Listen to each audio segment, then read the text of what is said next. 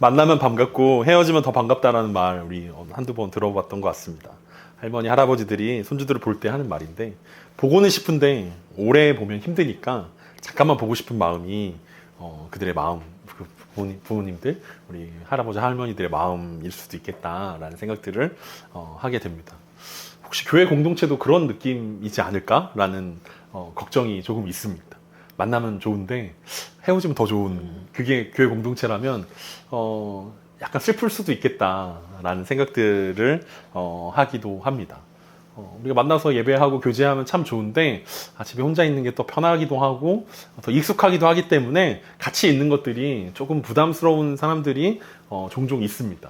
혹시 혼자 있는 것들을 더 좋아하는 사람이라면 더 그런 성향들이, 그런 경향들이 더 많이 보일 때도 있습니다. 뭐 나쁘다는 건 아닌데 그렇게 막 행복하거나 그렇게 좋은 건 아니다라는 생각들이 우리 마음 가운데 든다라는 거죠. 코로나를 겪으면서 사람들 마음 가운데 그런 마음들이 더 많아졌던 것 같아요.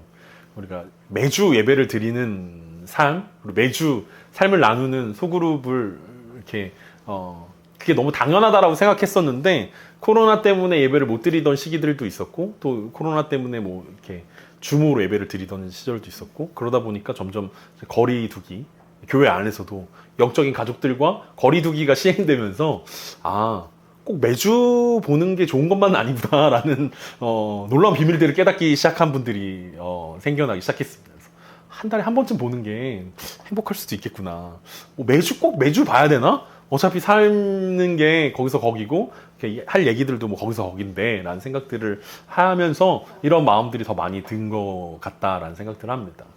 오늘 그 사도행전 14장을 마무리하면서 그리고 바울의 1차 전도여행을 마무리하면서 바울과 바나바는 1차 전도여행을 시작했던 안디옥 교회로 다시 돌아가게 됩니다. 그리고 그곳에서 꿈에 그리던 성도들과 다시 만나는 장면들을 보게 되는데 잠깐 보고 좋았던 게 아니라 계속해서 오랫동안 좋았다라는 이야기들을 보면서 우리 공동체도 이런 모습이면 좋겠다라는 생각들을 갖게 되었습니다. 무엇보다도 오늘 다시 안디옥에 돌아가서 사도 바울과 바나바가 보여주는 모습이 교회의 본질이구나, 교회의 참 모습이구나 라는 것들을 우리가 함께 살펴보면서 오늘 14장을 잘 마무리하는 시간들이 되었으면 좋겠습니다. 지난주 바울은 더베에서 복음을 전하고 마치 마라톤 경기에서 반환점을 도는 것처럼 자신을 핍박하였던 루스드라와 이고니온과 비시디아 안디옥을 차례로 방문하면서 그 성도들, 새롭게 믿음의 길을 걷게 된 그 새신자들을 향하여서 마음을 굳게 하고 또 믿음에 머물러 있으라고 권면하였습니다. 무엇보다도 믿음의 길을 간다는 건 고난당하는 것이 너무나 자연스럽게 따라오는 일들이다라는 것들을 경고해 주기도 하였습니다. 그래서 고난을 두려워하지 말라라는 말씀들을 전했고 무엇보다도 그들의 영혼을 위해서 그곳 가는 교회들마다 가는 공동체마다 장로들을 세워서 그들의 믿음을 더욱더 굳건하게 하는 그리고 고난의 선봉장으로 살아갈 수 있는 장로들 그리고 고난받았기 때문에 고난당할 때 어떻게 이겨낼 수 있을지를 가르쳐 줄 수 있는 장로들을 세우는 것으로 바울의 사역들을 마무리하였습니다. 왜냐하면 시작하는 것으로 믿음의 여정이 끝나는 것이 아니라 믿음의 여정이 계속 진행될 수 있도록 물을 주는 사역들이 바울에게도 바나바에게도 그리고 새롭게 시작된 이 갈라디아 지역에 흩어져 있는 이 교회들에게도 필요했다라는 것들을 인식했기 때문에 사도 바울은 돌아가는 여정 속에서도 계속해서 그 사역들을 감당하면서 돌아가는 것들을 볼 수 있습니다. 오늘은 사도행전 13장부터 시작된 바울과 바나바의 1차 전도여행의 마지막이면서 14장의 마무리입니다. 사도행전 28장까지 있는데 14장이면 이제 딱 절반 정도 온 것 같습니다. 이 절반에 해당하는 이 부분들을 마무리하면서 앞에서 언급했던 것처럼 보면 볼수록 좋은 공동체는 어떻게 이루어지는 것인가, 교회의 본질은 과연 무엇인가, 그리고 우리는 어떻게 이 공동체를 세워가야 할 것인가를 함께 고민하는 시간이었으면 좋겠습니다. 오늘 보면 24절과 25절입니다. 비시디아 가운데로 지나가서 밤빌리아에 이르러 말씀을 버가에서 전하고 아탈리아로 내려가서 바울은 비시디아 안디옥을 떠나 비시디아 가운데로 지나며 밤빌리아에 이르러 말씀을 버가에서 전하고 아탈리아로 내려갔다라고 오늘 본문이 우리 가운데 이야기하고 있습니다. 이 바울의 전도여행을 따라가면서 우리 가운데 굉장히 어렵게 느껴지는 이유는 지명들이 굉장히 많이 나오고 우리 가운데 익숙하지 않은 동네이기 때문에 그렇습니다. 제가 만약 서울에서 출발해서 대전에 들렸다가 부산에 내려왔습니다 라고 이야기한다면 여러분들은 각자 다녀왔던 경험들이 있기 때문에 대전 성심당, 부산의 곱창 뭐 이러면서 이렇게 그 머릿속에 떠오르면서 이 여정들이 이렇게 지나가겠구나 라고 상상할 수 있는데, 오늘 성경에서 나오는 비시디아는 도대체 어디고 밤빌리아는 어디며 버가와 아달리아는 도대체 어딨냐라는 생각들 가운데 사로잡히게 되면 꼬리에 꼬리를 물고 도대체 저긴 어딘가라고 생각을 하다가 말씀을 놓칠 수 있습니다. 그래서 우리가 지난주에 여러분들에게 보내줬던 그림들을 잘 생각해 보시면 좋겠지만 생각이 안 날 수도 있기 때문에 오늘 14장을 정리하면서 바울의 1차 전도여행들을 다시 한번 정리해 드리도록 하겠습니다. 자, 1차 전도여행의 시작점이 어디였냐면 수리아에 있는 안디옥이었습니다. 수리아에 있는 안디옥은 어디였냐면 예루살렘에서 직선으로 북쪽으로 위로 쭉 올라가면 있는 곳이 수리아의 안디옥이었습니다. 그곳 수리아의 안디옥이 어떻게 시작했습니까? 거기서 바울과 바나바와 마가가 함께 전도여행을 시작했습니다. 그리고 그들은 바로 옆에 있는 항구인 실루기아라는 데 항구에 내려가서 배를 타고 바나바의 고향인 구브로 섬에 도착했습니다. 머릿속에 지도가 떠올라야 됩니다. 바로 옆에 있는 구브로 섬의 서쪽, 그러니까 오른쪽, 그러니까 동쪽 항구인 살라미에서 복음을 전하기 시작했고, 그러다가 이제 서쪽으로 넘어가서 바보라는 곳에 이르렀습니다. 거기서 어떤 일이 있었습니까? 마술사 엘루마를 만나게 되죠. 마술사 엘루마를 대적하면서 총독인 서기오 바울이 회심하는 놀라운 역사가 이 구브로 섬, 이 서쪽 바보라는 곳에서 일어났던 일입니다. 그리고 바보에서 배를 타고 밤빌리아에 있는 버가에 이르렀습니다. 오늘 본문에 나오는 이 밤빌리아, 버가가 바로 그곳이었습니다. 그러니까 구브로 섬 바보에서 배를 타고 가서 처음 만났던 곳이 그 갈라디아, 아시아 지방에 있는 밤빌리아 버가라는 곳이었습니다. 사도행전 13장 13절과 14절에 이렇게 언급하고 있는데, 바울과 및 동행하는 사람들이 바보에서 배 타고 밤빌리아에 있는 버가에 이르니 요한은 그들에게서 떠나 예루살렘으로 돌아가고 그들은 버가에서 더 나아가 비시디 안디옥에 이르러 안식일에 회당에 들어가 앉으니라. 무슨 일이 일어났는지는 잘 모르겠지만 이 사도행전 13장 13절과 14절의 말씀을 보면 이 바보라는 섬에서 밤빌리아 버가에 이르렀을 때 어떤 일이 일어났냐면 마가라는 요한이 일행에서 떠나게 되었습니다.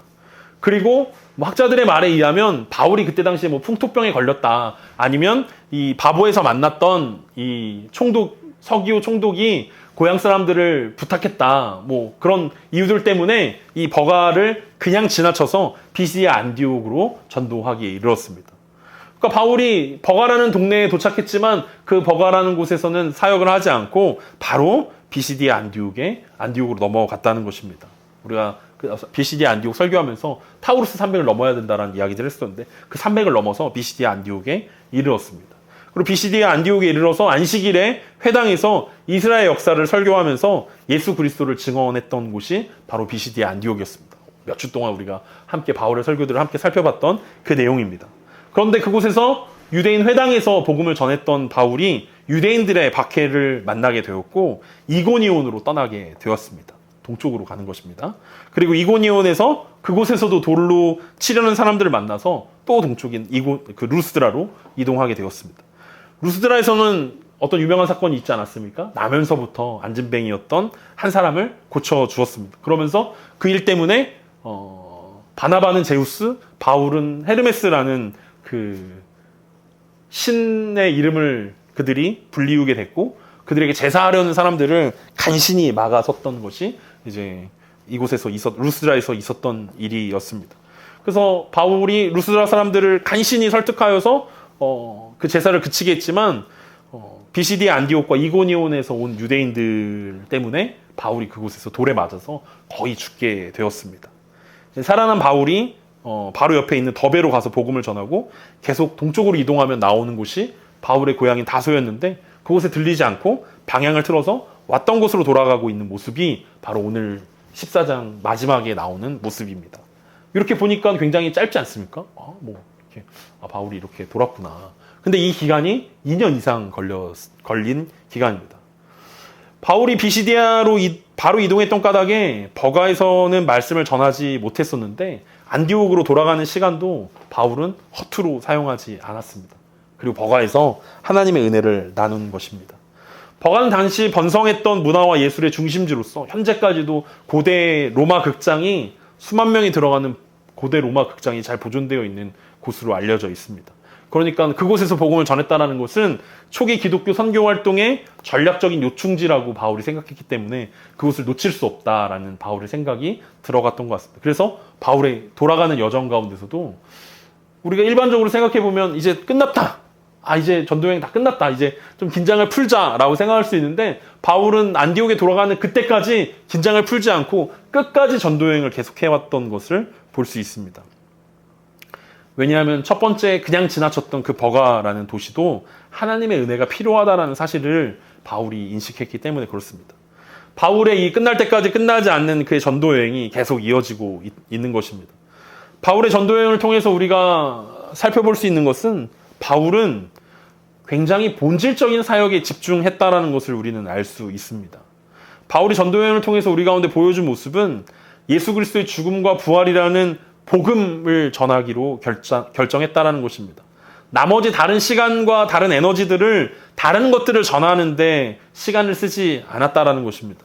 실제로 서구 기독교가 복음을 전할 때의 모습들은 복음 외에 비본질적인 것들이 굉장히 많이 들어가는 모습들을 우리는 볼 수 있습니다. 그러니까 선교 역사를 살펴보면 굉장히 공업적인 자세로 선교사들이 들어가는 모습들을 볼 수 있죠. 우리나라에서 선교를 나갈 때도 마찬가지 아니었습니까? 우리가 잘 살고, 우리가 GDP가 높고, 막 우리가 선물도 많이 가져가고, 막 그래서, 야, 우리가 이런 것들을 주는데 니네가 이런 걸 믿어야지. 예수님 믿어야지. 우리가 좋은 공책도 주고, 먹을 것도 주고, 뭐 병원도 만들어주고, 뭐 이러는데, 니네가 복음도 듣고, 예수 그리스도의 자녀가 돼야지라고 그러면서 굉장히 고압적인 자세로 복음을 전하는 모습들이 있는데, 바울은 그렇지 않았다는 거예요. 딱 복음 하나만 전했다는 것입니다. 왜냐하면 우리나라에 들어온 기독교의 모습들을 살펴보면은 굉장히 미국의 기독교와 유사하다라는 것들을 우리는 볼 수 있습니다. 그러니까 분명히 미국의 예배와 우리의 예배가 다를 수밖에 없을 텐데 미국에서 드리는 예배의 모습과 형태가 우리나라의 모습과 형태랑 너무 유사하다라는 거죠. 미국 스타일이 있고 우리나라 스타일이 있는데 우리는 굉장히 미국 스타일에 가까운 예배를 드리고 있습니다. 그러니까 미국 사람들 보면 어떻게 합니까? 막 흥이 있지 않습니까? 아프리카 출신들의 그런 모습들 보면은 막 예배 때 막 흥 있는 찬양들 하고 막 손 막 들고 막 춤추면서 막 예배 드리고 있는데 사실 유교 문화권이 우리나라랑은 별로 안 어울려요. 그런 모습들이. 우리 막 일어나라고 그러면 굉장히 싫어하는 분들이 한국 분들 아닙니까? 예배 시간에 일어나세요, 박수 치세요, 옆 사람과 인사하세요, 막 이러면은 굉장히 이런 거 왜 하지? 막 안 했으면 좋겠는데 왜냐면 우리는 다 이렇게 소극적이고 약간 혼자 있는 걸 좋아하고 막 이렇게 막 하는 걸 싫어하는데 억지로 막 이게 교회야, 교회는 이런 거야, 막 이렇게 해야 돼라는 것들을 우리가 강요하고 막 계속 막 빠른 찬양들을 틀어주고 계속 빠른 찬양들을 막 하면서 사람들의 막 감정을 막 이렇게 고무시키고 막 이런 모습들이 사실은 본질적인 모습들과 거리가 멀리 있는 모습임에도 불구하고 그걸 굉장히 따라한다라는 거죠. 그리고 그것이 마치 본질의 모습인 양 우리가 그것들을 전파할 때가 많이 있다라는 거죠. 그래서 교회에서 복음을 전할 때 단순히 제도나 건물이나 조직이나 문화나 예술 같은 것들을 복음과 함께 섞어가지고 전할 때가 많이 있다는 것입니다. 모든 사람들이 교회는 건물이 아니고 사람이고 교회는 목회자 중심이 아니고 성도가 중심이다라는 말을 하면 모든 사람들이 동의할 것입니다. 맞습니다. 교회는 건물이 아닙니다. 교회는 사람이고 교회는 목회자가 중심이 되는 곳이 아니라 성도가 중심인 곳입니다. 라고 이야기하지만 실제로 느끼는 사람들은 그렇지 않다라는 거예요. 여전히 우리는 성전 건축 헌금이라고 불리는 헌금들을 막 하지 않습니까? 여러분 성전은 이미 예수 그리스도를 통해서 성령이 거하시는 전인 사람들로 바뀌었음에도 불구하고 교회 건물을 지으면서 우리는 성전 건축 헌금이라고 부르기도 합니다.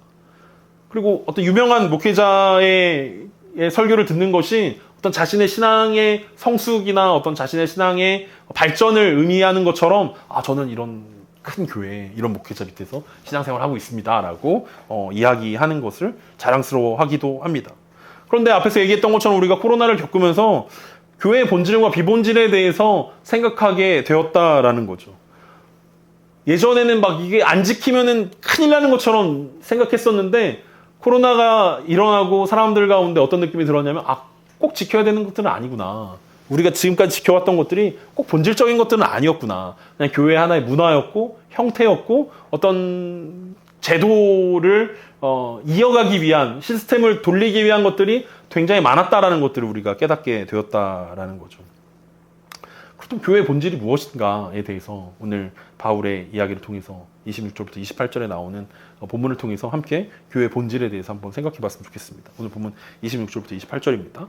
거기서 배 타고 안디옥에 이르니 이곳은 두 사도가 이룬 그 일을 위하여 전에 하나님의 은혜에 부탁하던 곳이라.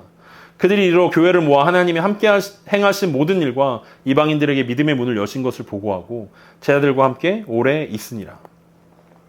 드디어 바울과 바나바가 안디옥에 도착했습니다. 메시지 성경에서는 마침내 도착했다라고 표현하기도 합니다. 사도행전 11장에 등장한 안디옥 교회를 생각해보면 안디옥 교회의 선지자들과 교사가 5명이 있었다라는 것을 우리는 알 수 있습니다. 그 중에 바나바가 가장 큰 리더 역할을 감당했고, 예루살렘 교회가 안디옥에 사는 이방인들에게 회심하는 일들이 일어났다는 것들을 들으면서 바나바를 파송했고, 그 바나바가 다소에 내려가 있는 바울을 데리고 와서 같이 사역을 했던 것을 우리는 볼 수 있습니다. 그러니까 그 5명 중에 2명이 선교사로 파송되었던 상황이었다라는 거죠. 우리가 그 사도행전 11장에서 그런 이야기들을 함께 살펴봤는데, 바로 그 직전의 상황이 어떤 상황이었냐면 사도행전 11장 25절과 26절에서 바나바가 사울을 찾으러 다소에 가서 만남에 안디옥에 데리고 와서 둘이 교회에 1년간 모여 있어 큰 무리를 가르쳤고 제자들이 안디옥에서 비로소 그리스도인이라 일컬음을 받게 되었더라. 그러니까 바울과 바나바의 사역을 통해서 그곳에 안디옥에 교회가 든든히 세워져 갔고, 그곳에서 사람들이 처음으로 야, 이 사람들은 그리스도인이야. 처음에는 그리스도인이라는 말이 비방하는 말처럼, 비하하는 말처럼 느껴졌지만 나중에는 이 그리스도인이 정말 예수 그리스도를 닮은 사람들이다라는 칭찬의 의미로 사용되어졌을 것입니다. 그래서 그곳에서 모여있던 그 안디옥 교회에 다시 돌아가게 됐을 때 바울과 바나바는 얼마나 기뻤을지 한번 생각해 볼 수 있다는 거죠. 마침내 2년여의 사역들을 마치고 마침내 안디옥에 다시 돌아갔을 때, 그 이전에 함께 계속해서 말씀과 기도와 예배를 나누고 함께 했던 이 안디옥 공동체에 다시 돌아가게 됐을 때 우리는 바울과 바나바 그리고 안디옥 교회 성도들의 이야기들을, 기쁨의 이야기들을 우리는 볼 수 있다라는 거죠. 안디옥에 도착하자마자 바울과 바나바가 했던 일이 무엇입니까? 교회를 모았다는 것입니다. 교회라는 건물에 모였다라는 것이 아니라 교회는 성도이고 사람이기 때문에 그들이 안디옥에 흩어져 있는 모든 성도들을 함께 초청했다는 것입니다. 아마 안디옥에 있는 성도들이 그렇게 많은 숫자가 아니었던 것 같습니다. 왜냐하면 한 곳에 모일 수 있었기 때문에 그렇습니다. 그들은 함께 모여서 예배하고 떡을 떼면서 주님의 이름을 찬양했습니다. 바울과 바나바로부터 하나님께서 하신 놀라운 일들을 전해 들었습니다. 최초의 이방인 교회였던 안디옥 교회가 파송한 바나바와 바울을 통해서 계속해서 하나님의 은혜가 아시아 지역에 두루 퍼지게 되었다는 놀라운 소식들이 그들에게 들려졌습니다. 흩어져 살고 있었던 유대인들 뿐만 아니라 경건한 이방인들을 비롯해서 전혀 예수님에 들어보지 못했던 사람들에게까지도 하나님의 은혜가 전달되었다. 그리고 하나님께 돌아오는 일들이 일어났다라는 신기한 일들을 바울과 바나바가 나눈 것입니다. 그런데 여기서 우리가 주목할 필요가 있는 게 있습니다. 바울과 바나바는 절대로 자신들이 한 일이라고 말하지 않고 있습니다. 더불어서 바울과 바나바는 뭐라고 이야기합니까? 교회를 모아서 보고했다라고 이야기합니다. 일반적으로 여러분, 보고는 누가 하는 것입니까? 아랫사람이 윗사람에게 하는 것이 보고 아닙니까? 그런데 바울과 바나바가 안디옥 교회 성도들에게 보고하고 있습니다. 오늘날 교회라는 제도 안에서 어떤 집사가 있고 안수집사가 있고 장로가 있고 목사가 있고 이렇게 되면 일반적인 보고 체계는 집사가 장로에게, 장로가 목회자에게 보고를 합니다. 그런데 오늘 안디옥 교회를 살펴보면 바울과 바나바가 교회에 보고를 하고 있습니다. 자신들을 파송했던, 기도와 금식으로 자신들을 세우고 자신들을 파송했던 안디옥 교회에 자신들이 아니라 하나님이 하신 일들을 알려주는 것이 바울과 바나바가 해야 하는 일들이라고 생각했기 때문에 그렇습니다. 모든 것이 하나님의 은혜였고 은혜로 시작해서 은혜로 마무리된 사역이었다라고 바울과 바나바가 고백한 것입니다. 하나님이 행하신 일이고 하나님이 믿음의 문을 여신 사건이라고 오늘 본문을 통해서 분명하게 고백하고 있습니다. 물론 하나님께서 바울과 바나바에게 기회를 주셔서 바울과 바나바가 하나님의 사역에 동참할 수 있었지만 모든 것이 하나님의 은혜였기에 그들은 하나님께 영광을 돌릴 수밖에 없었습니다. 이것이 뭐냐면 예배하는 공동체라는 모습들을 우리 가운데 보여주고 있는 것입니다. 예배는 자신을 자랑하는 것이 아니라 자신이 했던 일들에 대해서 이야기하는 것이 아니라 하나님의 은혜들을 자랑하는 것이고 하나님께 영광을 돌리는 것이라고 이야기할 수 있습니다. 많은 사람들이 사역을 하면서 사람들의 인정을 구합니다. 누군가가 알아주기를 바랍니다. 왼손이 하는 일을 오른손이 모르게 하기보다는 왼손이 할 때 오른손이 봐줬으면 좋겠고 칭찬해 줬으면 좋겠습니다. 몰라주면 교회가 이래서는 안 된다라고 실망하기도 하고 좌절하기도 합니다. 이 교회는 수고를 몰라보네. 헌신한 사람들을 무시하네. 뭐 이렇게 불평을 갖기도 합니다. 그런데 바울과 바나바는 자신들의 수고에 대해서 전혀 이야기하지 않았다라는 거예요. 하나님이 하셨습니다. 하나님이 이 갈라디아 지역 가운데 새로운 문들을 여셨고 하나님의 역사들을 일하셨습니다. 라고 이야기하는 거죠. 바울과 바나바의 모습을 보면서 우리는 하늘의 예배가 이런 예배겠구나 라는 생각들을 하게 됩니다. 오늘 예배 시작할 때 우리가 읽었던 것처럼 요한계시록 4장 10절과 11절의 말씀에 24장로들이 보좌에 앉으신 이 앞에 엎드려 세세토록 살아계시는 이에게 경배하고 자기의 관을 보좌 앞에 드리며 이르되 우리 주 하나님이여 영광과 존귀와 권능을 받으시는 것이 합당하오니 주께서 만물을 지으신지라 만물이 주의 뜻대로 있었고 또 지으심을 받았나이다 하더라. 면류관을 받은 24장로들이 자신이 그 면류관을 취하지 않고 그 면류관을 다시 하나님께 올려드리면서 어린 양께 영광과 존귀와 권능이 영원히 있을 것이다 라고 경배하고 있는 모습들이 바로 사도 요한이 요한계시록을 통해서 보여준 하늘의 예배의 모습이었습니다. 우리가 하나님을 예배하고 안디옥 교회 성도들이 하나님을 예배하지만 그 예배 가운데는 철저하게 사람의 모습이나 사람의 업적이나 사람의 동정이나 사람의 인정이 들어오지 못하도록 막았다라는 거죠. 온전히 하늘의 예배를 드려야 되는데 그 예배는 하나님의 은혜를 의지하여서 하나님을 찬양하는 것입니다. 우리가 하나님을 의지한다라는 것은 하나님께서 시작과 끝을 그리고 그 과정을 함께 하신다라는 것들을 동의하는 것입니다. 모든 것이 하나님의 은혜였습니다. 이것은 결과가 좋았기 때문에 하나님의 은혜라고 이야기하는 것이 아니라 그 결과까지도 하나님의 것이다라는 그 모든 시작과 과정과 결과들이 하나님이 책임지시고 하나님께만 영광을 돌려야 된다는 말이기도 합니다. 그래서 바울과 바나바가 하나님께만 영광을 올려드렸다는 거예요. 우리가 드려야 되는 예배도 바로 그런 예배일 것입니다. 그리고 안디옥 교회가 경험했던 예배도 바로 그런 예배였습니다. 그분 앞에서 놀라운 은혜를 경배하는 것입니다. 영광과 존귀와 능력이 다 하나님의 것입니다. 라고 이야기하는 것입니다.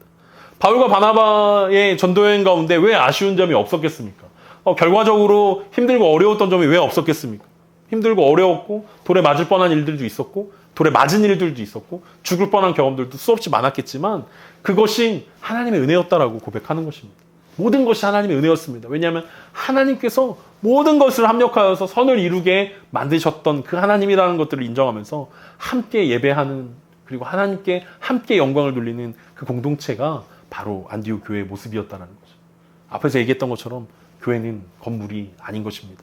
교회는 함께 예배하는 공동체라는 사실들을 우리 가운데 이야기합니다. 그리고 그 예배의 핵심은 찬양팀도 아니고 어떤 설교자도 아니고 하나님이어야만 한다는 거죠. 하나님이 하셨습니다. 그리고 하나님께만 영광 돌립니다. 라는 그것이 진정한 예배의 모습일 것입니다. 믿음의 공동체에 돌아온 바울과 바나바는 얼마나 행복했겠습니까? 그리고 그들을 다시 만난 안디옥 교회 성도들 또한 얼마나 기쁨이 넘쳤겠습니까?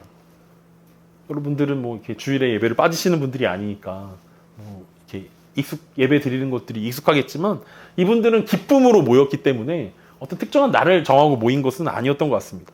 그냥 오는 게 기쁘기 때문에 바울과 바나바의 얘기를 너무 듣고 싶기 때문에 서로 만나는 것이 너무 기쁘기 때문에 이들이 함께 모여서 떡을 떼고 교제하고 말씀을 듣고 하나님을 찬양하고 경배하는 일들이었다라는 거죠.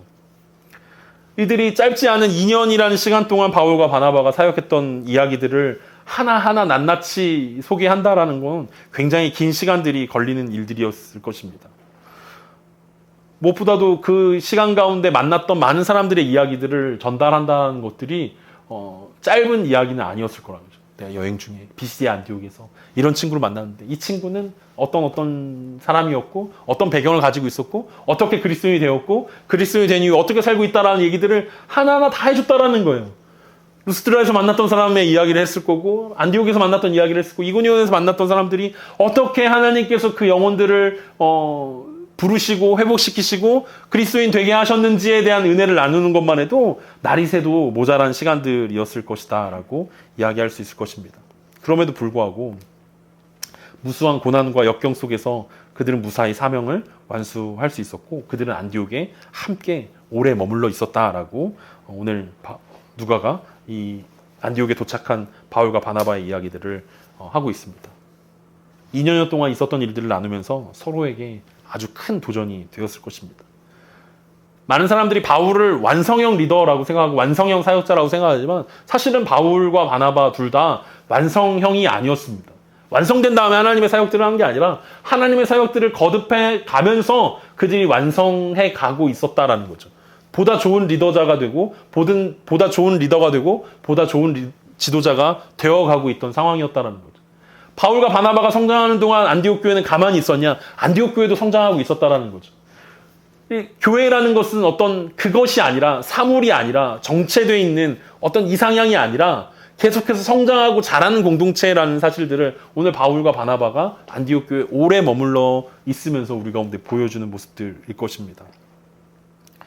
바울과 바나바가 나눴던 어린아이부터 노인에 이르기까지 각자의 사연과 그들이 어떻게 그리스도인으로 성장하고 살아가고 있는지, 또 새로운 장로들을 어떻게 세웠는지, 장로들의 특징은 무엇인지, 어떻게 그 짧은 기간 가운데 그들이 장로가 될 수 있었는지, 그런 얘기를 하면서 서로 성장하는 시간들이 되었다라는, 안디옥 교회 성도들이 야, 우리보다 더 늦게 믿은 이 갈라디아 지방의 사람들도 장로가 되고 그들이 영혼을 책임지고 고난을 두려워하지 않고 하나님의 나라를 위해서 이렇게 수고하고 애쓰는구나. 우리도 더 말씀을 듣고 성장함으로 하나님 나라 일꾼이 되어야겠다라는 그런 성장하는 모습들이 안디옥 교회에 있었을 것이다라고 생각할 수 있습니다.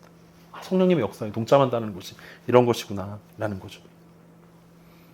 우리가 나누는 이야기들은 어떤 이야기가 많이 있습니까? 우리도 아침에 모여서 김밥을 나누고 간식을 나누면서 우리는 유튜브 얘기도 하고 나는 솔로 얘기도 하고 여러 가지 이야기들을 많이 얘기하는데, 결국 우리도 바울과 바나바 그리고 안디옥 교회가 나눴던 것처럼 하나님의 은혜를 나눌 수 있는 공동체가 그래야 성장하는 공동체가 될 수 있다라는 이야기들을 하고 있습니다. 우리가 나누는 이야기에 하나님이 계시는가? 우리가 나누는 은혜가 정말 성장하고 있는 내용들인가? 우리가 예배를 드리고 우리가 말씀을 공부하고 나면 마음이 따뜻해지고 도전이 되고, 야, 내가 이번 주 정말 말씀 가운데 살아야지. 내가 성령님의 사역에 함께 동참해야지. 내가 함께 하나님의 나라를 세워가는 일들 가운데 함께 해야지. 그러면서 헤어지는 게 아쉽고 막 더 오래 있었으면 좋겠고, 더 목사님의 얘기를 듣고 막 도전이 되고 막 해야 되는데 막 우리 마음은 어떻습니까? 왜 안 끝나지? 시간이 됐는데. 이런 마음들이 있다면 우리는 만나면 반갑지만 헤어지면 더 반가운 그런 공동체가 될 것입니다.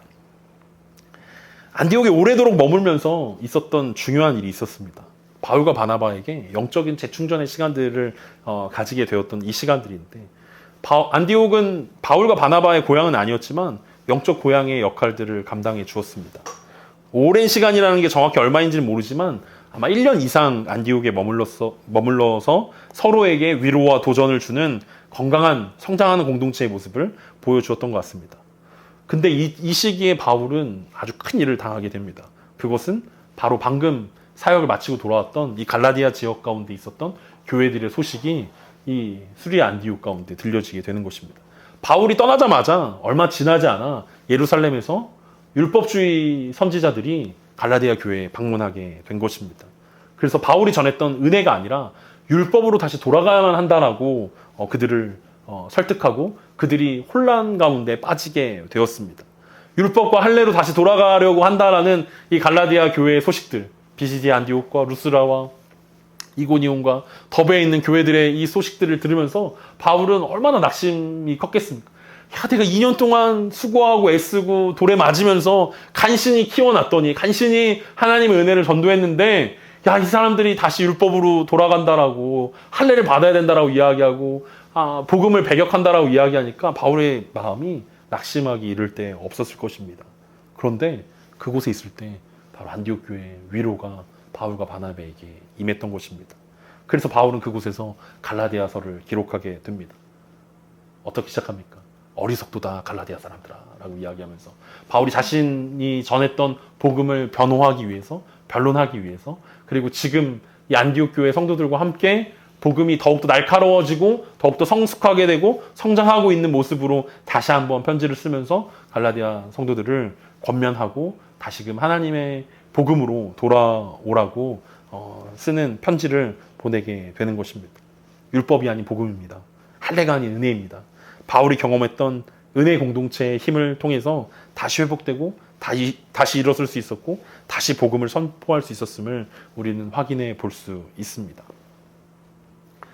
바울이 경험했던 이 안디옥 교회, 다시 안디옥에서의 이 안디옥 교회의 모습들은 앞에 얘기했던 온전한 예배를 드리는 공동체의 모습이었고 성장하는 공동체의 모습들을 보여주고 있습니다.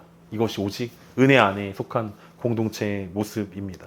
오면 반갑고 모일 때마다 더 반가운 공동체의 모습이 바로 안디옥 교회의 모습이었다는 것입니다.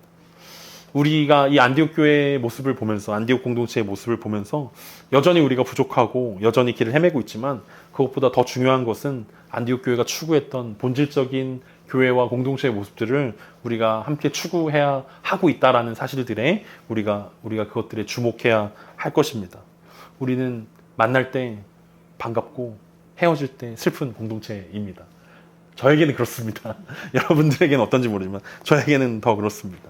그러면서 결과적으로 제 마음 가운데 든 것은 저의 성장이 여러분의 성장이다라는 마음들을 갖게 하셨습니다. 바울이 계속해서 성장형 리더로 성장하고 있었던 것처럼 나도 성장형 리더가 되어지지 않으면, 그리고 여러분들과 함께하는 이 시간들을 통해서 우리가 함께 성장하지 않으면 우리는 본질을 놓치고 비본질적인 것들 가운데 돌아갈 수밖에 없다라는 것입니다.